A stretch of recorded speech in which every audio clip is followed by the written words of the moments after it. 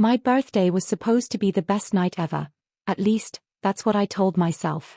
I'd spent weeks planning every little detail, from the playlist to the food, and even the lighting. I wanted everything perfect, the kind of party people talk about for months. I wasn't just throwing a birthday party, I was throwing my celebration. After everything this year, I needed this night to be mine. I invited my closest friends, Emma, my ride or die since forever, the one who always knows when I'm hiding something, Jamal, who's like a brother to me and never lets anyone disrespect me, and a handful of others who made my world feel lighter. We all deserved a night to just let loose. I even dressed for the occasion. A black dress, simple but tight enough to remind Eric, my boyfriend, what he was lucky to have. I curled my hair, put on a little more makeup than usual, and smiled in the mirror. This was my night. But honestly, Eric hadn't made it easy. 4 weeks before the party, things between us started to unravel like a frayed rope. At first, it was little things, the way he'd snap at me over nothing. Like that time I asked him about dinner plans, and he said, "Do I have to answer every question like I'm on trial?" I blinked, hurt, but didn't say anything.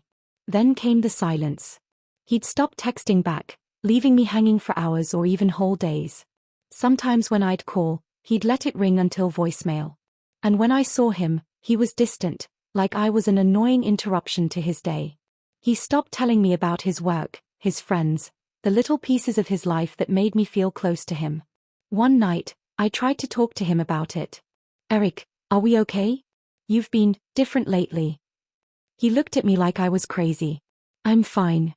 Stop overthinking." But that wasn't all. The anger started showing up too. The way he'd pinch my arm when he thought I wasn't looking.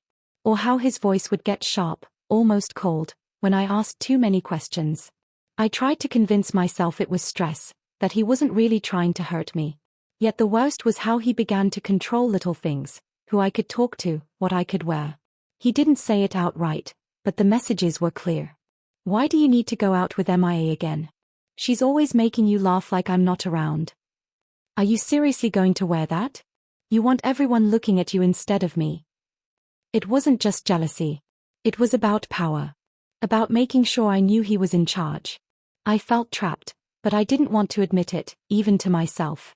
I told my friends I was fine. I told them Eric was just stressed. But deep down, I was scared of losing him, scared of what he might do if I pushed back. Still, I wanted to believe in us. Especially on my birthday. The week before, I sent him the guest list, hoping he'd feel included. I even picked out a champagne he liked, wanting him to know I cared. I wanted him to see this night was about us, or at least about me, and he was part of it. But then came the texts that made my heart stop. "Can't make it. Busy. Maybe later. Not feeling great." No explanations, just ghosting. The night before my birthday, we barely spoke. I asked if he'd be there, and he said, "I'll try." Try? That was it. Still, I cleaned the apartment like a madwoman, lighting candles and setting up fairy lights, making it warm and inviting. I cooked some snacks, made a playlist that mixed our favorite songs with some new beats I thought he'd like. I even rehearsed my smile, the kind that says I'm happy, even when I'm breaking inside. When the day finally came, my friends started showing up early. MIA was the first, pulling me into a big hug the moment I opened the door.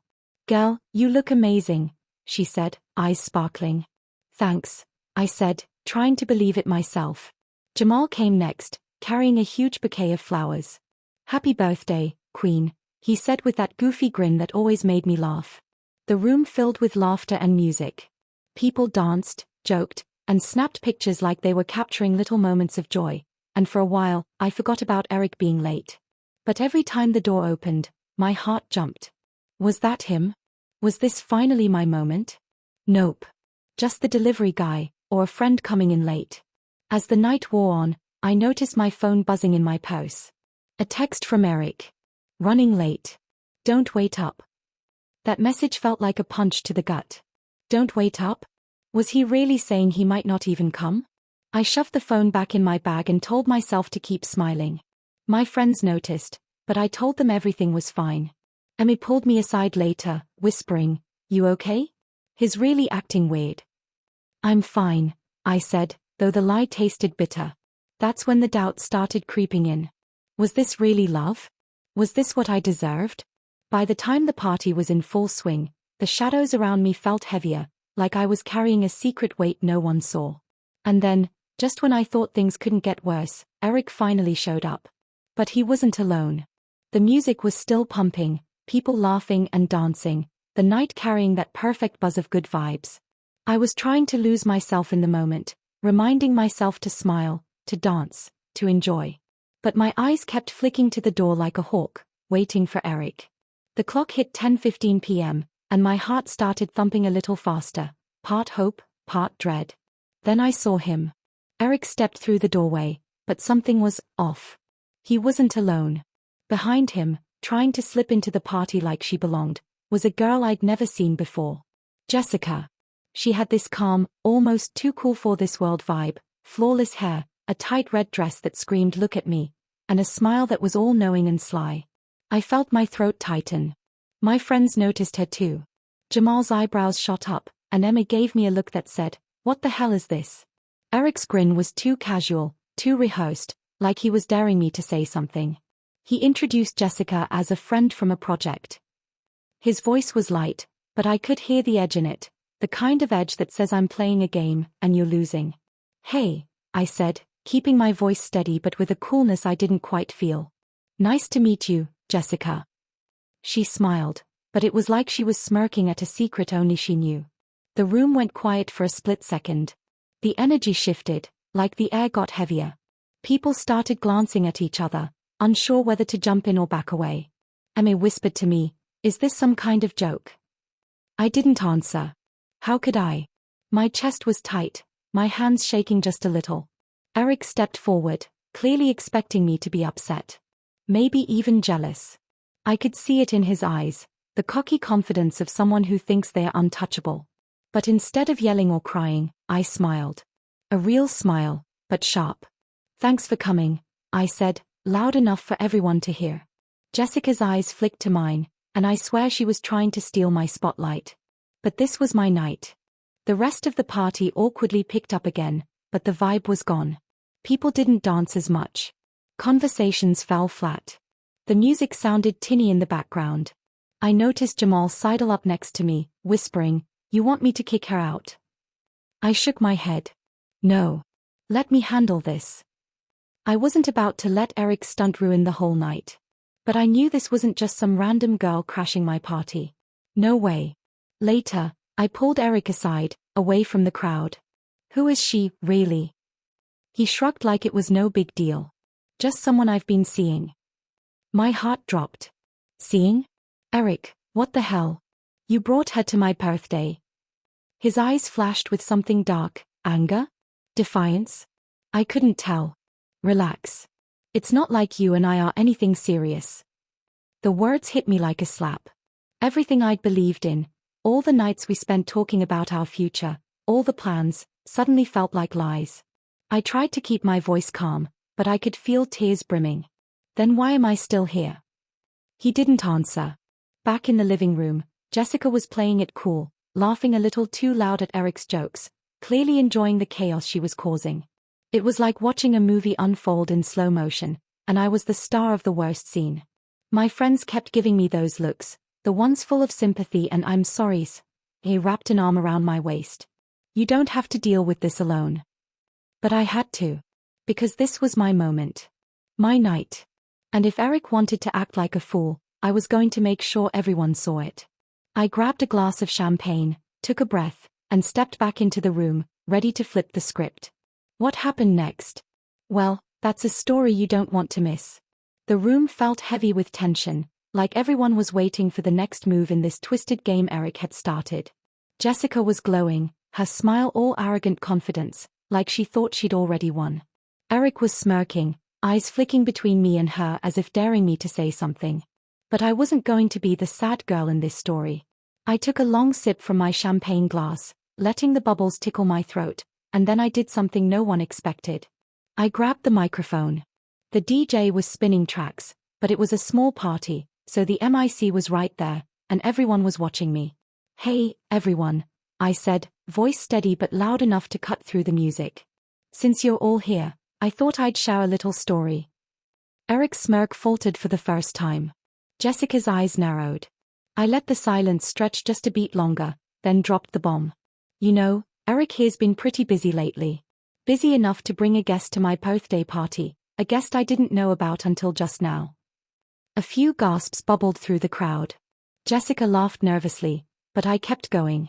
I mean, it's funny how someone can act like your boyfriend for months, talking about the future, making promises, and then invite someone else to celebrate your birthday. I saw Jamal clench his jaw, Mia's eyes shimmered with tears, and a few friends started whispering. I guess it's true what they say, when a man cheats, it's not just about the other woman. It's about disrespecting the person who trusted him most. The room was silent. No one knew whether to applaud or to cringe. Eric opened his mouth to say something, but I raised a hand to stop him. Oh no, you're not ruining this moment for me, I said, voice fierce now. Because tonight, I'm not the victim. I glanced around the room, locking eyes with each friend, feeling their support like armor. Eric, if you wanted to tell me you were seeing someone else, you could have done it like a grown-up. But instead, you brought her here, to my party, like it was some twisted joke. Jessica's face flushed, her confident mask cracking just a little. I took a step closer, not to him, but to everyone else. Let me tell you something, I'm done being quiet. I'm done pretending this is okay. I reached into my bag and pulled out my phone. The room leaned in, curiosity sparking. See, I found out about Jessica a few weeks ago. Not from Eric. Oh no, he was way too busy ignoring my calls. No, I found out because a little birdie sent me some messages. I clicked on the screen, showing a string of texts between Eric and Jessica. Flirty, secretive, planning meetups while I was at work. The proof was there, plain as day. Gasps echoed. Eric's face went red, part anger, part embarrassment. I kept it to myself because I wanted to believe he'd change, I said, voice softer but no less strong. But tonight? Tonight was the final straw. I looked back at Jessica. Thanks for coming, Jessica. You really made this night unforgettable. But it's not the way you thought. I dropped the phone on the table, then raised my glass. Here's to truth, to strength, and to not letting anyone treat us like second best. The room erupted in cheers. My friends gathered around me, their faces glowing with pride and love. Eric stood frozen, his whole facade collapsing. Jessica grabbed her purse and headed for the door, casting me one last look, one that said, "You got lucky this time." But I wasn't finished. I turned to Eric, my voice low but deadly. This party isn't over, not by a long shot. And neither is the conversation. You wanted to play games? Fine. I was ready to rewrite the rules. The party regained its energy, but this time, it was different. People danced harder, laughed louder, and I felt a fire inside me I hadn't known was there. Because sometimes, the best revenge isn't drama or tears, it's standing tall and taking back your power. And on my birthday? That was exactly what I did. The moment Jessica's heels clicked down the hallway and disappeared through the front door, the entire room seemed to hold its breath. It wasn't just the silence after a dramatic scene, it was the kind of thick, heavy stillness that settles after a storm. Everyone was trying to process what had just happened, the truth laid bare, the betrayal exposed, and the fragile facade shattered. Eric stood in the middle of the living room, the spotlight suddenly shifting from me to him. His usual cocky, confident posture was gone. Instead, he looked like a man caught off guard, unsure how to respond. His jaw was clenched so tight I thought it might snap, and his hands curled into fists at his sides. But not a word came out. I kept my gaze steady, my voice calm but firm. Eric, I said, the tension thick between us. You can't just walk away from this. He finally turned to me, eyes dark and hard. You humiliated me, he said, his voice low but sharp. I laughed, bitter and cold. No, Eric. You humiliated yourself. Bringing your side chick to my birthday party? That's on you. People began to murmur through the crowd, eyes moving back and forth between us. Some guests looked shocked, others sympathetic, and a few were openly annoyed with Eric. I caught a glance from Mia, my best friend, who gave me a proud little nod. Jamal, one of my closest friends, stood by the bar, arms crossed, clearly ready to defend me if needed. I'm done, Eric said after a long pause, his voice icy now. I didn't come here for this. He started moving toward the door, but I stopped him with a sharp look. No, Eric, I said firmly. You came here to celebrate me. Instead, you decided to bring drama. You chose this. He hesitated, anger and shame flickering across his face, before pushing past me and out into the night. With Eric gone, the energy in the room shifted again. The tension broke, replaced by a wave of whispered conversations, but this time, the focus wasn't on the drama, it was on me. The party wasn't over, not really. My friends rallied around me like a shield of support and love. MIA grabbed my hand, squeezing it tightly. Girl, you handled that like a queen, she said, her voice full of pride. Jamal nodded. Anyone who treats you like that doesn't deserve a seat at your table. Their words warmed me, and I felt a fire ignite inside, a mix of relief, empowerment, and determination. I realized how much I'd needed this moment. Not just to confront Eric and Jessica, but to see who was truly on my side. One by one, guests came over, sharing their own stories of heartbreak and betrayal, but also stories of resilience and moving forward. The room filled again with laughter, a little more cautious but still genuine. The DJ turned the music back up, and this time, the beat was different. It was the soundtrack of a woman reclaiming her power. But the fallout wasn't just emotional or social. The next morning, my phone was flooded with messages, texts, calls, and social media notifications. Some were filled with love and encouragement. Stay strong, girl, one text read. We got your back. Others were warnings. Be careful. Eric's not going to let this go quietly, a friend texted. You might want to watch your back. And then there were the whispers of drama already spreading. Apparently, Jessica wasn't taking her exit quietly. Rumors were swirling that she was trying to spin the story, painting me as the crazy jealous girlfriend, and Eric as the victim of my overreaction. I sighed, realizing that the fight wasn't over just because Eric had walked out that night. Eric called me twice that day. Both times, he left voicemails, apologies mixed with blame, trying to make me feel guilty for exposing their secret in front of everyone. He said things like, I never wanted to hurt you, and you're blowing this out of proportion, but also if you hadn't made a scene, none of this would have happened. I didn't answer. I didn't want to give him the satisfaction of control. Instead, I spent the day with my closest friends, laughing and crying, reminding myself that this was freedom. Freedom from lies, from disrespect, from a relationship that had been breaking me apart in small, painful ways for months. As the days passed, I started making plans for my future without Eric and Jessica's drama hanging over me. I thought about moving out of the apartment we'd shared, surrounding myself with people who truly cared about me, and setting boundaries that no one would ever cross again. I even started looking for a new job, something I'd been too distracted to focus on before. It felt good, like reclaiming control over every part of my life. My birthday party had ended in chaos, but it had also marked a new beginning, a rebirth of sorts. I wasn't just the girl whose boyfriend cheated on her in front of everyone. I was a woman who stood tall, who refused to be disrespected, who knew her worth. And honestly, that felt more powerful than any party ever could. The next time Eric tried to call, I let it go to voicemail. The text stopped after a week. Jessica unfollowed me on social media, and I blocked her everywhere. Sometimes, when I'm alone, I think about how different things might have been if I'd ignored the signs.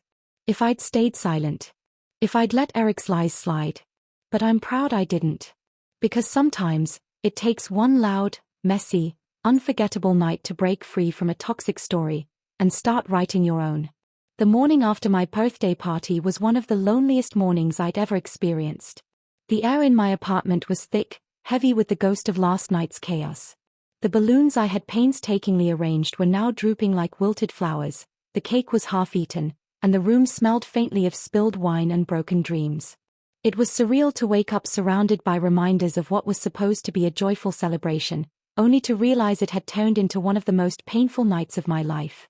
I sat on the couch, staring blankly at my phone, which was already buzzing non-stop with messages and missed calls. None of it was from Eric, though.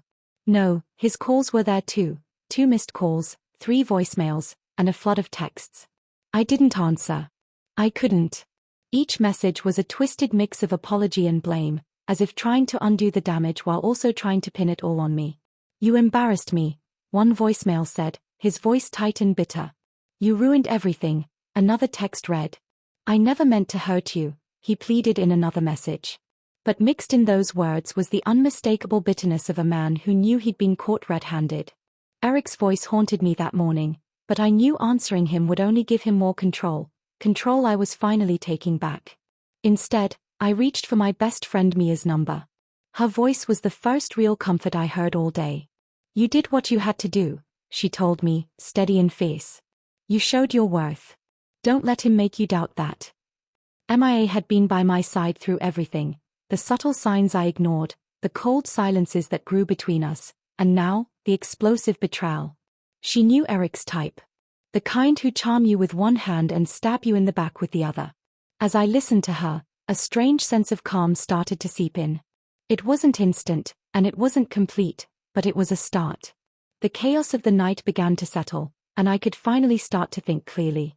I spent the day wrapped in a blanket cocoon, scrolling through old photos and messages with Eric. Each memory was bittersweet, laughing dinners, quiet nights, whispered promises. I wondered how someone who shared those moments with me could so easily toss them aside. But underneath the sadness was a deeper truth. I had been holding on to a story that wasn't mine anymore. A story where I was the loyal girlfriend and he was the perfect boyfriend. That story died the moment he walked in with Jessica, his side chick, on my birthday. I realized then that it wasn't just about Eric cheating. It was about how I had let myself stay silent for too long, ignoring the gut feelings and tiny cracks in our relationship. The late-night phone calls he hid, the sudden mood swings, the way he pulled away emotionally, those were all signs I'd pushed aside. That day, I made a vow to myself: never again. Never again would I ignore my instincts or make excuses for someone else's bad behavior. I would stand up for myself, even when it was hard. Even when it meant shaking up the world I thought I knew. The next few days were a whirlwind. Eric's messages kept coming, but I blocked him on everything. I needed space to heal, to figure out who I was without him dragging me down. Jessica, on the other hand, vanished from my life. She unfollowed me on social media, and I blocked her too. Maybe she knew her part in this story was done, or maybe she was embarrassed by how publicly her secret had been exposed. Either way, I didn't care. They were both ghosts I was ready to exorcise. My friends were everything during this time. Mia and Jamal organized little hangouts, movie nights, coffee runs, even a weekend getaway. They listened to me vent, cried with me, and reminded me daily that I deserved so much better. They didn't try to fix me, they just held space while I found my own strength. One night, sitting with a glass of wine, I caught myself smiling for the first time in weeks. The pain hadn't disappeared, but it wasn't suffocating anymore. I was beginning to feel something I hadn't in a long time: hope. That hope pushed me to take concrete steps toward rebuilding my life. I started looking for a new apartment, somewhere I could start fresh without the constant reminders of Eric and the life we almost had. I dusted off my resume and applied for jobs I'd been too scared to consider before, wanting to find independence and stability on my own terms. And slowly, as I rebuilt my world brick by brick, I started dating again. But this time, I was different. I paid attention to red flags, trusted my intuition, and refused to settle for anything less than respect and honesty. I learned that loving myself was the foundation for any healthy relationship. Looking back, that birthday party was a brutal wake-up call, but it was exactly what I needed. It forced me to confront the truth, face my pain, and take control of my life. What could have been just a night of humiliation turned into a catalyst for growth and empowerment. Eric and Jessica are chapters I've closed, but the story I'm writing now is all mine, a story of resilience, self-love, and courage. Sometimes, life shatters your world so it can rebuild it stronger. And honestly, I'm grateful for that messy, unforgettable night. Because it made me realize my worth, showed me my power, and set me free. I'm not just surviving, I'm thriving. And this time, the next chapter of my life? It's going to be epic. Wow, what a wild ride, right? Honestly, sometimes life throws you the worst parties, but that's when you find out who you really are. If you've ever had a moment like this, where everything falls apart but you come back stronger, share your story below. Let's lift each other up, because nobody should face this alone. And hey, If you want more stories, hit that subscribe button and stick around. Until next time, stay safe, guys.